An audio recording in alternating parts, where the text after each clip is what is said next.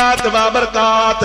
मदी मक्के शरीफ का मदीने हिजरत कई आ 3 रातूं गार में रहो आ 3 रातन रहण का पो सिद्दीक अकबर गड्डा गार मां निकता हन मदीने वजन पिया रस्ते में नबी करीम जी ज़ात बाबरकात के तंबू नजर आयो आ अबू बकर सिद्दीक के चवन था सिद्दीक ने तंबू में वञो इते तंबू जा मालिक वेठा हुंदा इन्हनि के चओ असां मुसाफ़िर आहियूं खीर ॾियो लस्सी जो ॾोकड़ वठो असां के सफर में खीर लस्सी कम ॾींदो अबू बकर हली वियो आ माई कुरारी वेठी आ ओ कुरारी माई वारो कर खीर थी तॾे जे लस्सी आ तॾे ॾोकड़ असां खां वठो असां मुसाफ़िर आहियूं मुंहिंजो साथी हुयो साम्हूं बबुर जे हेठां बीठो आ माई थी चवे बकरियूं छुड़ी वयूं आहिनि असां वटि खीर कोन्हे शाम ईंदियूं मोटी तव्हां जेको चवंदो सो मुफ्त में खीर ॾींदासीं हीअ बकरी बीमार आ हली कान थी सघे धड़ सां हलण जहिड़ी नाहे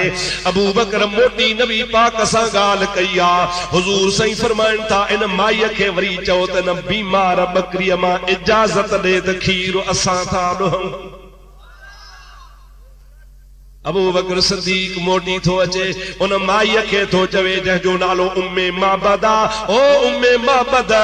मुंहिंजो साथी थो चवे नालो न पई ॾसे न पियो ॾसे साथी थो चवे त बकरी बीमार खे हथ लायूं था चङी भली थी पवंदी खीर ॾोहंदासीं जंहिंमहिल अबू बकर इहा ॻाल्हि कई त माई पई चए अबा तूं सियाणो सेबितो सुहिणो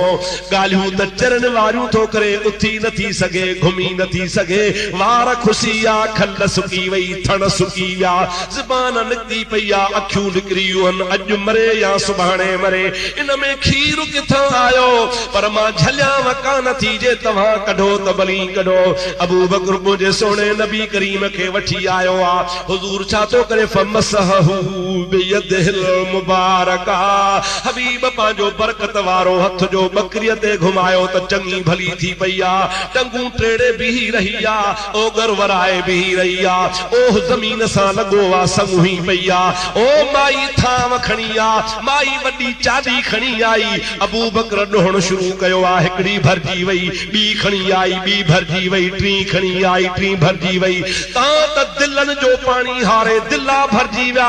अटा जा थामन में रखियल हा अटो कपड़न में लायूं अटन वारा थाम भरजी विया पर बकरी जो खीर न पियो खुटे माई के ख़बर काने अलाए केर आ सोचे सोचे सोचे जमल ॾिठई त बकरी जो खीर खुटे कोन थो मथे हबीब ॾे मुंह करे चई पई ओ सोहणा लिकायो थी पाण खे सच ॿुधाए तुंहिंजो मुहम्मद नालो त नाहे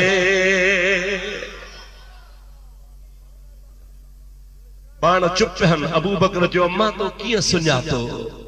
चई इहे कम मुहम्मद अरबीअ जा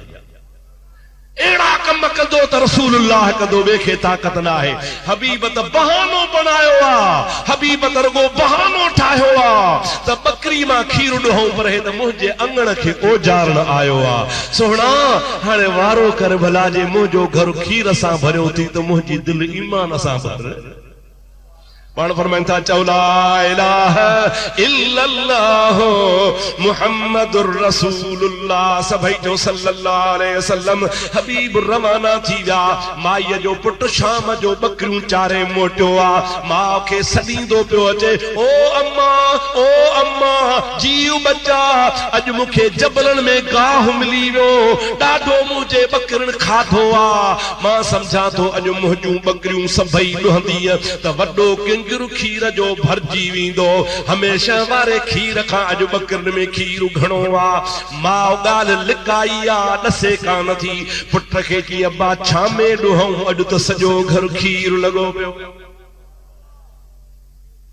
अम्मा काथों खीर आयो अबा हो बीमार बकरी ॾिस चङी भली थी पई आ ॿजणा हा सोहणी सूरत वारा हा हेड़े आरे पारे हा हीअं चयऊं पोइ हीअ बकरी ते हथ घुमायूं हिकिड़े ॾुधी ॿिए बीठे हथ घुमायो बकरी चङी भली थी वई सॼो घर थावन सां खीरन सां भरियो पियो आ छोकिरे खे अखियुनि मां ॻोढ़ा वही पिया माउ खां अॼु ताईं ॻाल्हि लिकाईंदो हो माउ खे चई अम्मा सुञातई अलाए कोन इहो त मुझो दिलबर मोहम्मद नबी हुयो